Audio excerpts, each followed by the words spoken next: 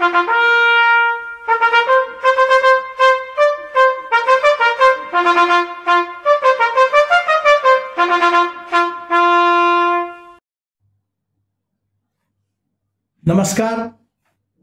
दी nationalist या YouTube चॅनलच्या माध्यमातून आपण वक्फ कायद्यामध्ये ज्या सुधारणा प्रस्तावित करण्यात आलेल्या आहेत याबद्दल चर्चा करणार आहोत.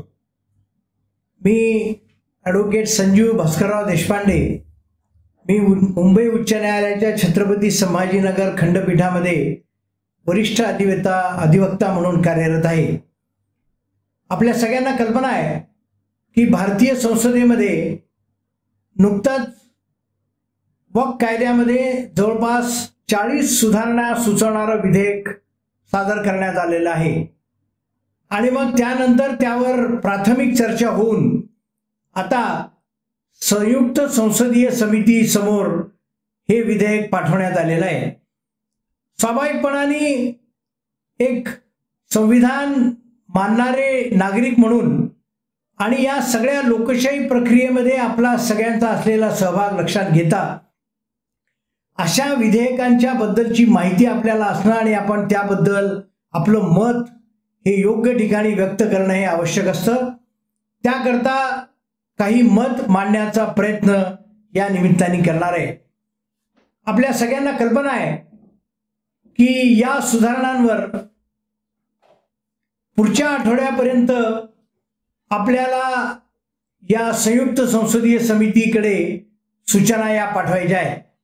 पहिल्यांदा आपण हे समजून घेऊ की हे नेमकं वक्फ कायदा हा विषय काय होता आणि त्याच्यामध्ये सुधारणा काय याबद्दलचे काही न्याय निर्णयांचा आणि काही उदाहरणांचाही आपण या निमित्ताने आपण विचार करूयात. प्रत्येक धर्मामध्ये आणि प्रत्येक वेगवेगळ्या प्रकारच्या लोकांमध्ये परमेश्वराला दान देण्याची काही ना काही पद्धत असते. मग हिंदूंमध्येही अशा पद्धतीने दान देण्याची पद्धत आहे, ख्रिश्चनांमध्ये आहे आणि मुस्लिमांमध्ये आहे. या सगळ्या पद्धतींचा आपल्याला निश्चित आधार आहे.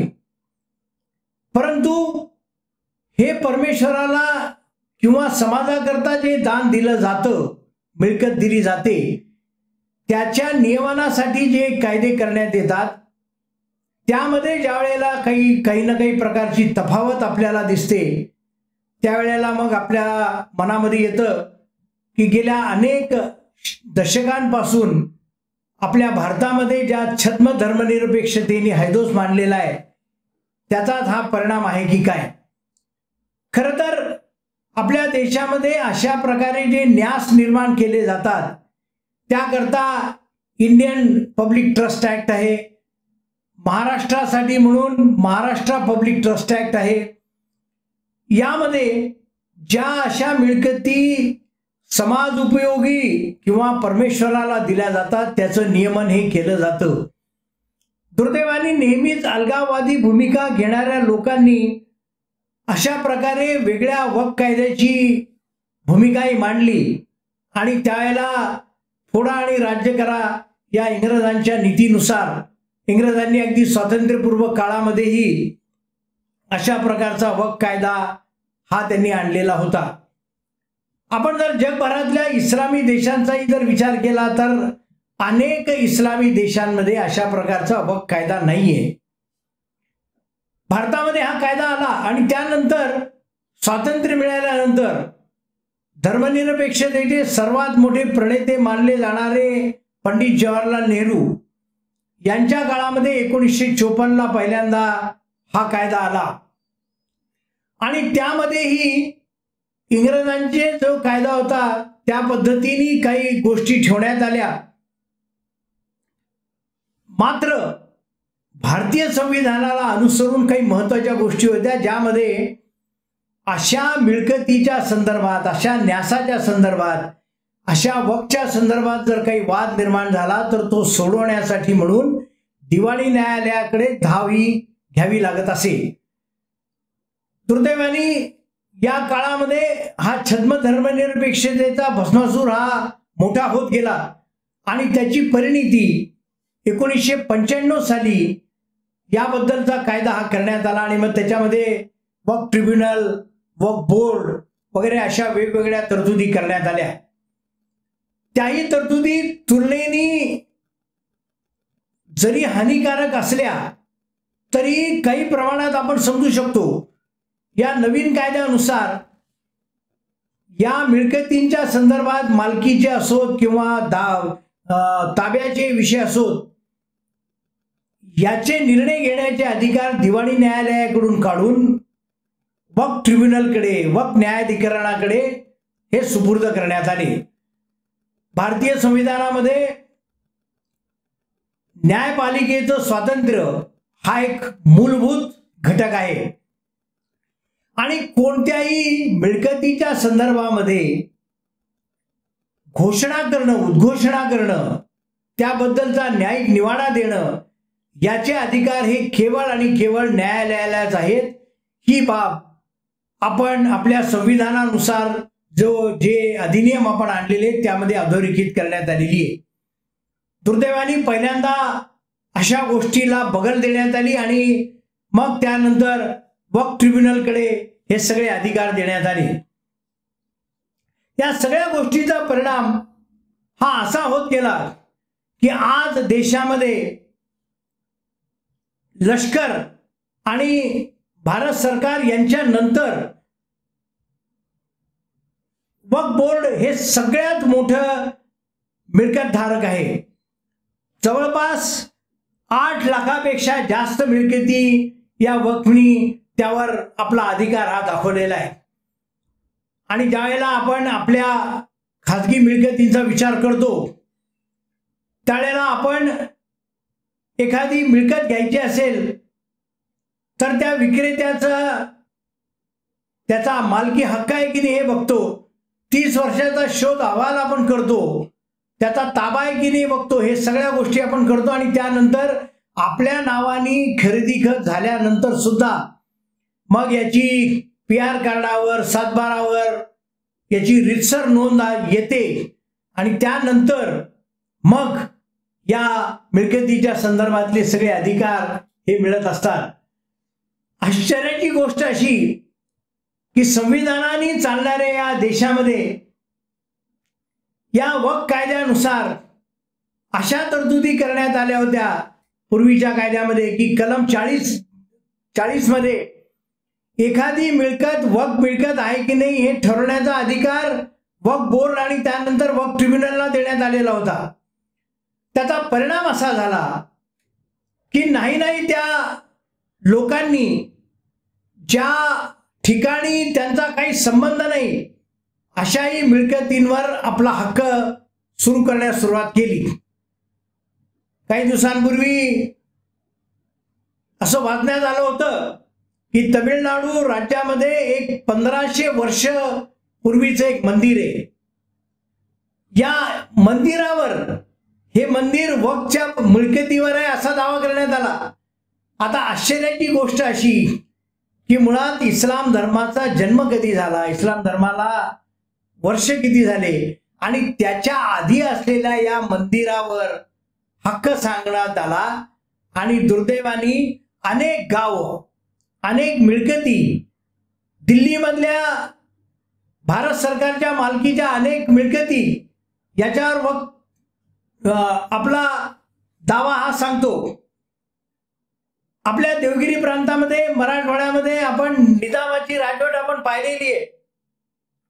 आपल्याकडे असं सर्रास सांगितलं जातं आणि आपण त्याचा अनुभव घेतो की बटाट्याचे शिक्के तयार केले जातात आणि त्याच्यावर मग काहीतरी लिहून मग ही निजामाची मिळकत किंवा ही वक्फची मिळकत असं सांगून वेगवेगळ्या प्रकारे लोकांना त्रास हा दिला जातो. आणि हे केवळ हिंदूंच्या बाबतीतच होतं असं नाही. आपण जर काही उदाहरणं आपण या संदर्भातले जर आपण बघितले तर आपल्याला आश्चर्य वाटेल की जगभरामध्ये आणि अगदी आपल्या देशामध्ये सुद्धा इतक्या मोठ्या प्रमाणावर या मिळकतींवर दावा सांगण्याचा प्रकार करण्यात आला ज्यामध्ये काही चर्चचा सुद्धा उल्लेख आहे. मी आपल्याला एक 2-3 उदाहरणं देतो. भाग्यनगर अर्थात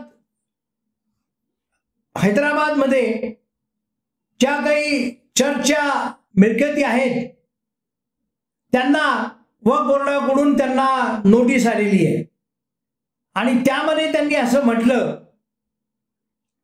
की हे आमच्या मिळकती आहेत. दुसरीकडे या ख्रिश्चन चर्चनी असा त्यांनी दावा केला की गेली अनेक शतकांपासून आमचा इथे ताबा आहे, आमची या ठिकाणी मालकी आहे. मात्र दुर्दैवाने त्या वक्फ बोर्डाच्या रजिस्टरवर याचे नाव आल्यामुळे याबद्दलचा मोठा वाद हा निर्माण झाला. मुंबईमध्ये एक माउंट मेरी चर्च म्हणून आहे, हे कॅथॉलिक चर्च आहे. यांनाही वक्फ बोर्डाकडून नोटीस देण्यात आली आणि त्याच्यामध्ये असं म्हटलं की ही वक्फ बोर्डाची मिळकत आहे. मग त्यानंतर ख्रिश्चन लोकांनी याला विरोध केला आणि त्यानंतर त्यांनी असं सांगितलं की पोर्तुगीज काळापासून तिथल्या त्यांच्या राज्यापासून यावर हे ख्रिश्चन धर्मस्थळ आहे. त्यामुळे या अशा एक ना अनेक घटना ज्यावेळेला आपण पाहत असतो त्यावेळेला अजून एक आपल्या लक्षात येतं की गोव्यामध्ये saint Francis of Assisi church नावाचं एक चर्च आहे. तिथे त्यांनाही वक्फ बोर्डाकडून नोटीस आली आणि त्यामध्ये असं सांगितलं की कधीतरी ही मिळकत वक्फ बोर्डाच्या मालकीची होती. त्याच्यावरून भरपूर वाद निर्माण झाला आणि मग याबद्दल जेव्हा अशा प्रकारचे वाद निर्माण होतात तेव्हा स्वाभाविकपणाने माननीय न्यायालयामध्येही हे प्रकरण जातात. आपण 2-3 अशा निर्णयांचा आपण विचार करूयात आणि मग त्यानंतर मग आपण प्रस्तावित सुधारणांकडे आपण जाऊयात. 2023 मध्ये सर्वोच्च न्यायालयाने सालेम बरियल ग्राउंड विरुद्ध स्टेट ऑफ तमिळनाडू या प्रकरणामध्ये अतिशय महत्त्वपूर्ण निकाल दिला. त्यामध्ये प्रकरण असं होतं की हे दफनभूमी आहे असा दावा करण्यात आलेला होता. या जागेवर अनेक खाजगी लोक राहत होते. या लोकांनी खरेदी खताद्वारे ही मिळकत विकत घेतलेली होती आणि जवळपास 1900 सालापासून या जागेचा दफनभूमी म्हणून वापर बंद करण्यात आलेला होता. पण आश्चर्याची गोष्ट अशी की त्यानंतरही 59 वर्षानंतर ही जागा बरियल ग्राउंड दफनभूमी ही वक्फची जागा आहे असं गॅझेटमध्ये प्रकाशित करण्यात आलं आणि घोषित त्यानुसार मग कारवाई ही सुरू करण्यात आली. यामध्ये माननीय उच्च न्यायालयामध्ये प्रकरण गेलं, नंतर माननीय सर्वोच्च न्यायालयामध्ये ज्यावेळेला प्रकरण गेलं त्याला सर्वोच्च न्यायालयाच्या लक्षात आलं की ही दफनभूमी दान दिल्याचं किंवा ईश्वराला अर्पित केल्याचं वक्फ स्थापित झाल्याचा कोणत्याही प्रकारचा पुरावा नाहीये. त्याचप्रमाणे याचा जो याबद्दलचं जे सर्वेक्षण करण्यात आलेलं होतं तेही कायद्यानुसार करण्यात आलेलं नव्हतं. त्याचप्रमाणे कोर्टाने त्यामध्ये असं म्हटलं की जरी ही मिळकत वक्फ मिळकत असल्याचं गॅझेटमध्ये जरी आलेलं असलं तरीही हे राज्य शासनावर बंधनकारक नाही. आणि या सगळ्या आधारावर मग सर्वोच्च न्यायालयाने असं सांगितलं की ही काही वक्फ मिळकत नाहीये. म्हणजे शेकडो वर्ष लोक त्या ठिकाणी राहतात आणि तरीही त्यावर दावा करण्याचा प्रयत्न केला जातो आणि काही अंशी ते या ठिकाणी सफलही होताना आपल्याला दिसतात. त्याचप्रमाणे 2022 साली वक्फ बोर्ड विरुद्ध जिंदल सॉ या प्रकरणामध्ये वक्फ बाय युजर हा जो एक अतिशय धोकादायक प्रकार 1995च्या कायद्यामध्ये आलेला होता त्याबद्दलचा उहापोह करण्यात आलेला आहे. त्या प्रकरणामध्ये काही खाजगी लोकांना लीज वर या जागा देण्यात आलेल्या होत्या। मग त्यामध्ये अंजुमन कमिटीने त्यांनी असा दावा केला की तिथे एक भिंत आहे आणि एक चबुतरा आहे, त्या ठिकाणी म्हणून त्या दोन आधारावर तिथे जुन्या काळामध्ये कलंदरी मस्जिद होती आणि तिथे कामगार हे नमाज पढायचे। याही प्रकरणामध्ये हे वक्फ कसं निर्माण झालं, हे कोणी त्या दान दिलं याचा कोणताही पुरावा नव्हता। त्याचप्रमाणे कधी या मिळकतीचा वापर नमाजासाठी करण्यात आला याचाही कोणताही पुरावा नव्हता।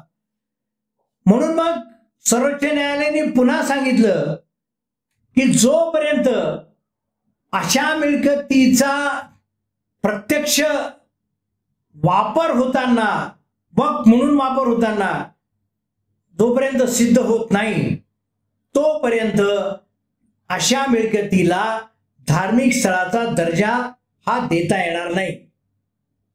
अशा पद्धतीने आपल्याला अनेक निर्णयांचा आपल्याला विचार हा निश्चितपणाने आपल्याला करता येऊ शकतो। या पार्श्वभूमीवर आपण खरं तर विद्यमान सरकारचं, माननीय पंतप्रधान नरेंद्रजी मोदी यांच्या नेतृत्वाखालील सरकारचं अभिनंदन केलं पाहिजे की त्यांनी अतिशय धाडसाने या कायद्यामध्ये बदल करण्याचं ठरवलं। आपल्याला माहिती आहे की कोणताही दावा जर आणायचा असला तर आपल्याला स्पेसिफिक परवानगीचा खरेदी करून द्या असा दावा आणायचा असला तर तो दावा घडल्याला कारणापासून 3 वर्षाच्या आत आणावा लागतो। ताबा जर घ्यायचा असेल तर 12 वर्षाच्या आत आणावा लागतो।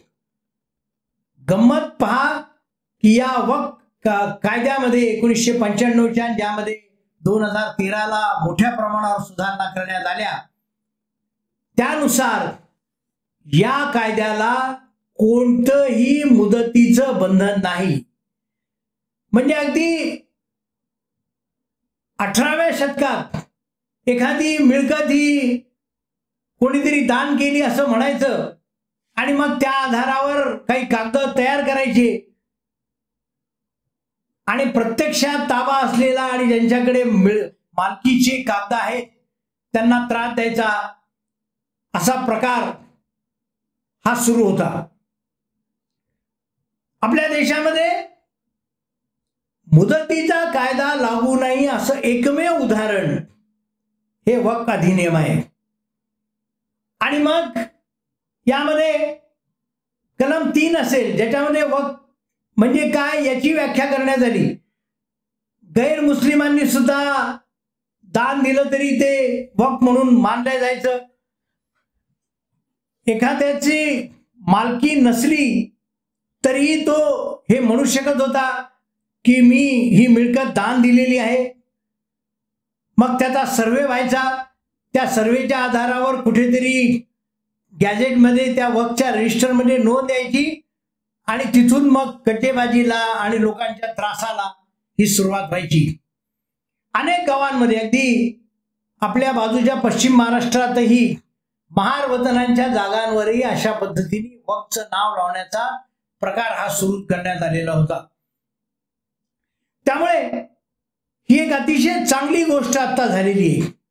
आणि मग आता आपण यामध्ये ज्या प्रमुख सुधारणा ज्या करण्यात आलेल्या आहेत त्याचा आता आपण उहापोह आपण करू। पहिल्यांदा आपल्या असं लक्षात येईल की मी जसं आधी सांगितलं की कलम 3 मध्ये वक्फच्या बद्दलचा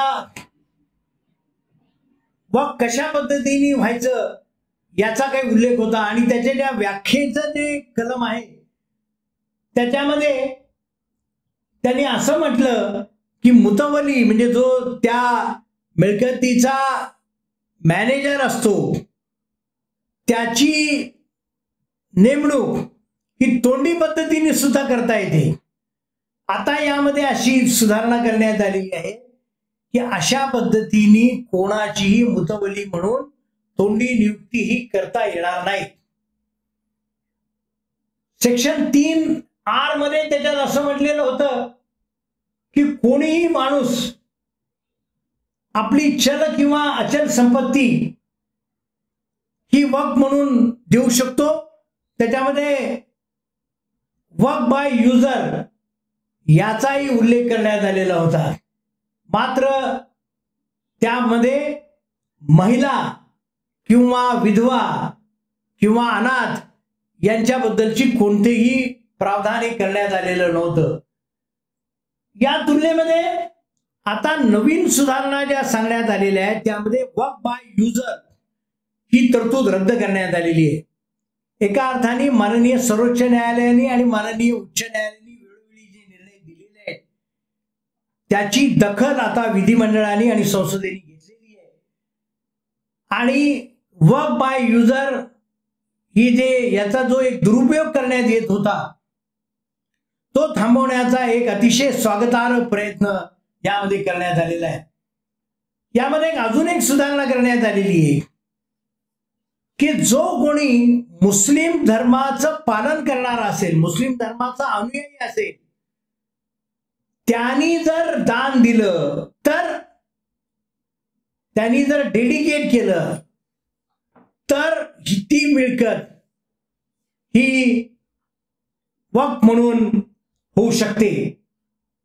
त्यामुळे अशा पद्धतीने एक चांगली सुरुवात करण्यात आली आणि त्याचबरोबर अशी सुरुवात करण्यात आलेली आहे, आता सुधारणा सांगण्यात आलेली आहे की जोपर्यंत एखादा व्यक्ती त्या मिळकतीचा मालक नाही अशा व्यक्तीला वक्फ क्रिएट करण्याचा, स्थापित करण्याचा अधिकार नाहीये. म्हणजे मुस्लिम धर्माचे जे आपले बंधू असतील त्यांना वक्फ मध्ये मिळकत डेडिकेट करता येईल, दान करता येईल, बशर्ते ते अशा मिळकतीचे मालक असले पाहिजे. त्याचबरोबर अशी तरतूद करण्यात आलेली आहे की प्रत्येक जो नोंदणीकृत वक्फ आहे त्यांनी आपल्या या मिळकतीचे तपशील द्यायचा. त्याचबरोबर ही मिळकत वक्फ कशी झाली हेही सांगायचं. त्यामध्ये मग कोणी दान केली, कोणी डेडिकेट केली, कशी केली त्या माणसाचा तपशील द्यायचा. त्याचबरोबर त्याच्या चतुष्सीमा द्यायच्या. या सगळ्या गोष्टींचा मग उल्लेख ज्यामध्ये असेल त्यानंतरच अशी मिळकत ही वक्फ म्हणून आता यापुढे समजण्यात येईल. त्याचबरोबर यामध्ये एक अतिशय महत्वाची तरतूद करण्यात आलेली आहे. जसं मी सांगितलं की दिल्लीमध्ये अनेक केंद्र शासनाच्या व इतर सरकारी मिळकतींवर वक्फने आपला दावा सांगितला होता.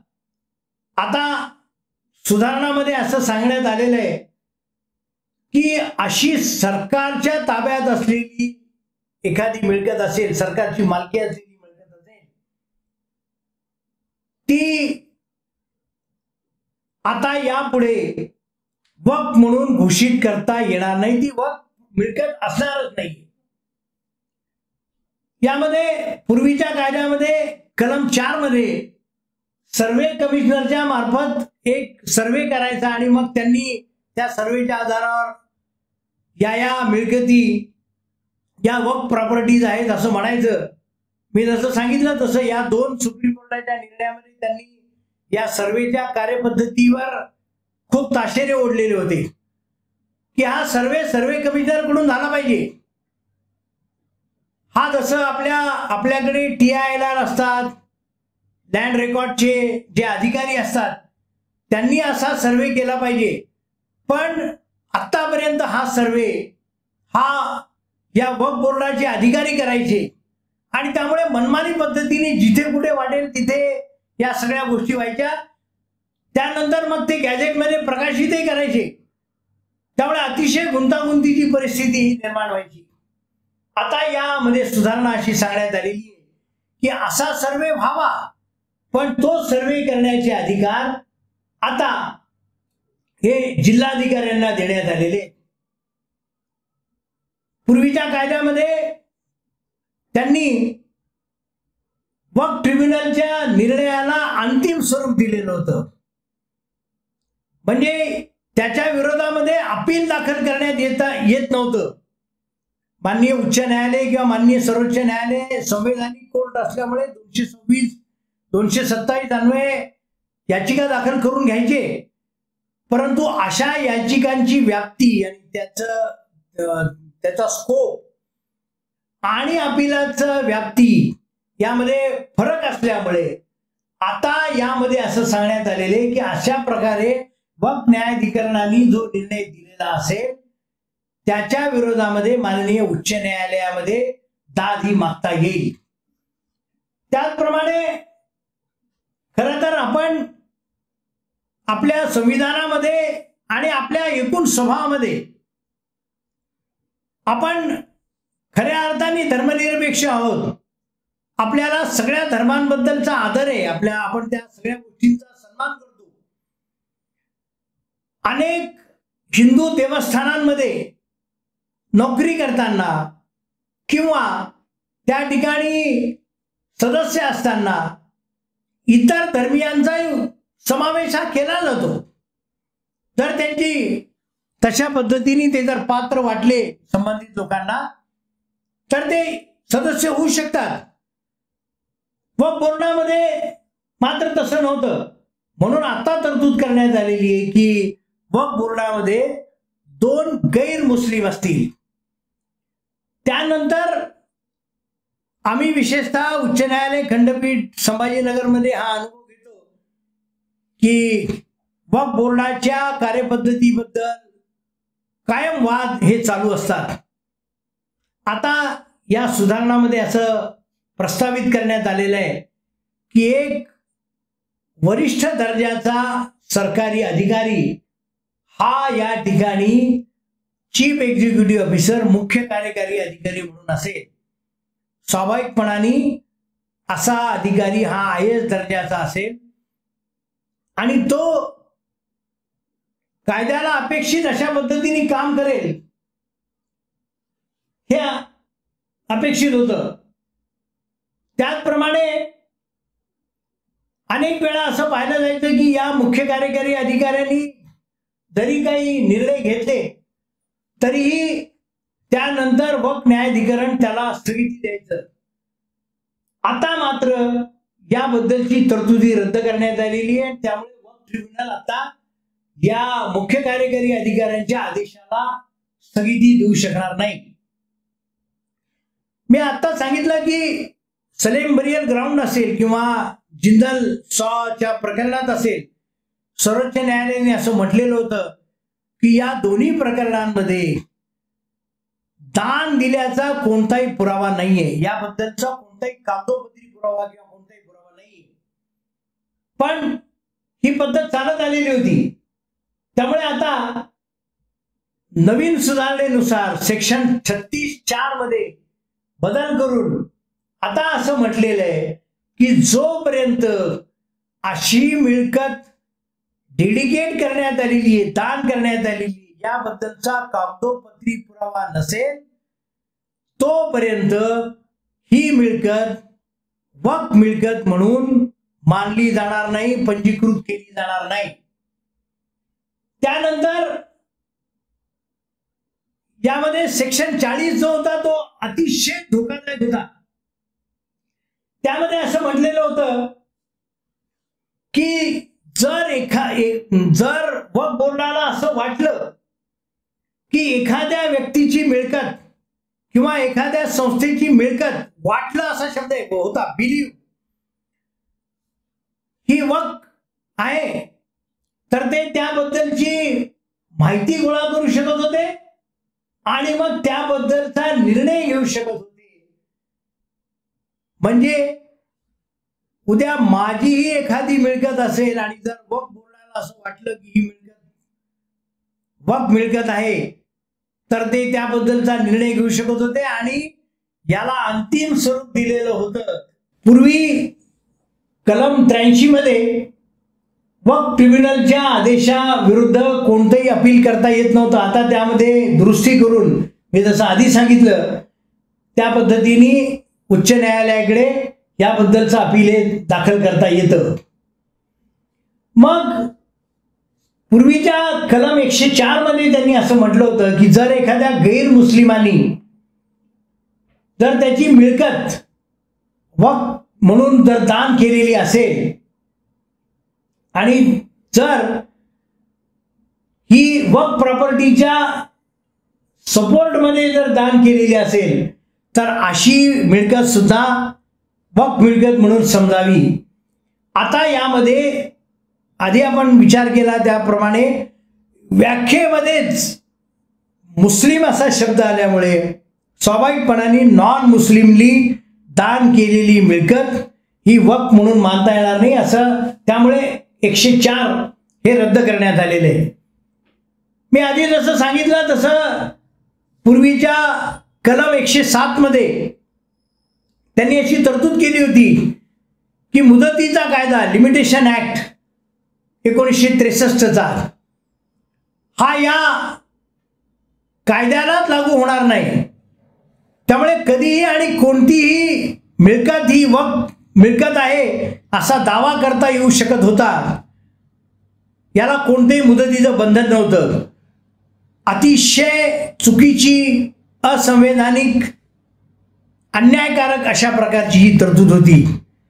एकीकडे भारतीय संसदेने प्लेसेस ऑफ वर्शिप ऍक्ट आणून 15 ऑगस्ट 1947 जी प्रार्थना स्थळांची स्थिती आहे तीच ठेवावी अशा प्रकारचा कायदा केला आणि दुसरीकडे मात्र या कलम 107 मध्ये अनियंत्रित अशा प्रकारचे अधिकार हे वक्फ ट्रिब्युनलला, वक्फ बोर्डाला त्यांनी दिले.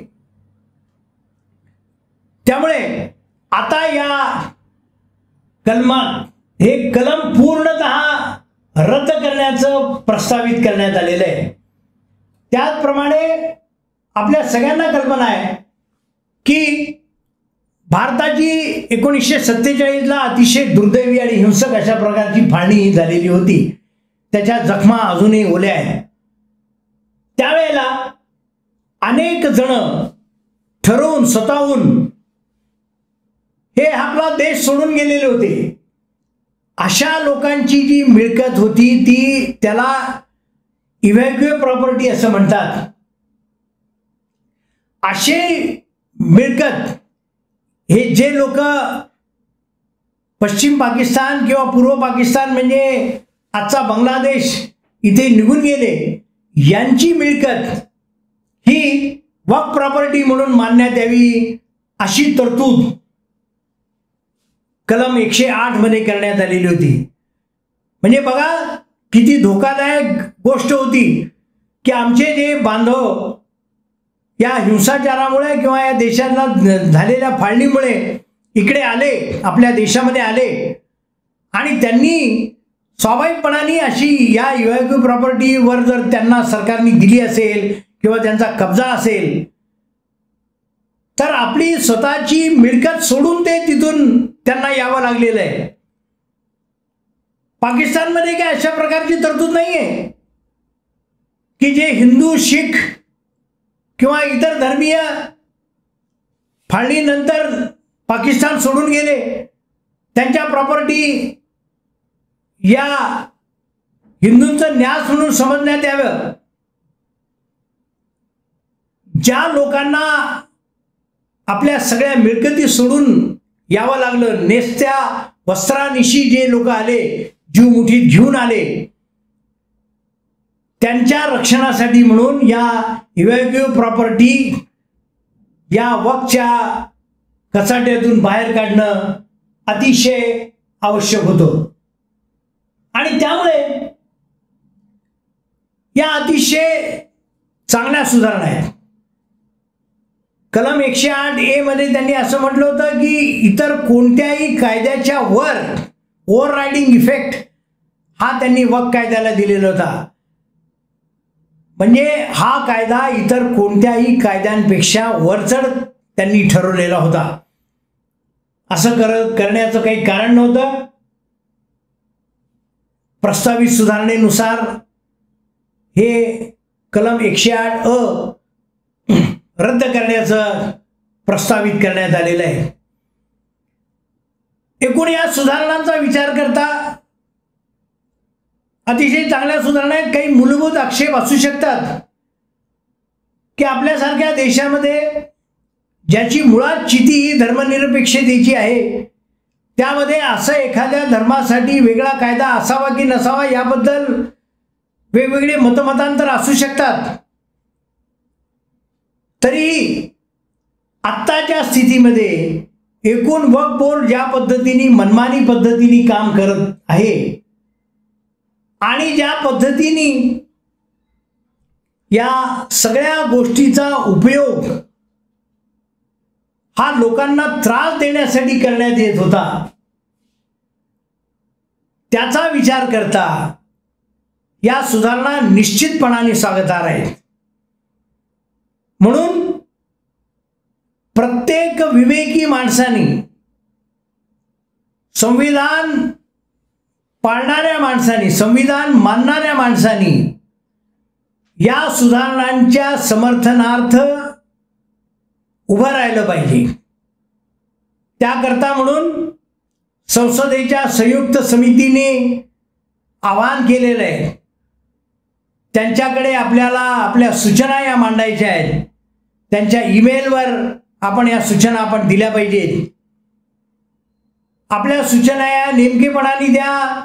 आपण जर खरोखर वक्फ बाधित असाल, जसं पश्चिम महाराष्ट्रामध्ये किंवा अनेक ठिकाणी झालेलं आहे की गावाच्या गावं हजारो वर्ष जुने देवस्थान त्यांच्यावर वक्फ म्हणून अधिकार सांगणं असे जर प्रकरण झाले असतील, तर अशा लोकांनी पुढे आलं पाहिजे. त्यांच्यावर झालेला अन्याय मांडण्याची संधी, संसदेच्या वेशीवर हा अन्याय टांगण्याची संधी आपल्याला या संयुक्त संसदीय समितीसमोर मिळालेली आहे. आपण पार्टिसिपेटरी डेमोक्रेसीवर विश्वास ठेवणारे लोक आहोत. सहभागी लोकशाही. संसदेने कायदे करायचे आणि ते आपण जसेच्या तसे मान्य करायचे, यापेक्षा संसद जे कायदे तयार करतो त्यामध्येही आपला सहभाग असला पाहिजे. त्याबद्दल आपण आपलं म्हणणं आपण हे मांडलं पाहिजे. खऱ्या अर्थाने आपण या देशाचे सजग नागरिक म्हणून, या देशाच्या लोकशाहीचे पाईक म्हणून, संविधानाचे पाठीराखे म्हणून आपण सगळ्यांनी या सुधारणांच्या समर्थनार्थ पुढे यावं अशी आपल्या सगळ्यांना कळकळीची विनंती करतो. जर कोणालाही याबद्दलच्या जर काही अडचणी असतील तर इथे सुद्धा आपल्याला कॉमेंट्समध्ये त्याबद्दलची प्रतिक्रिया आपल्याला देता येईल.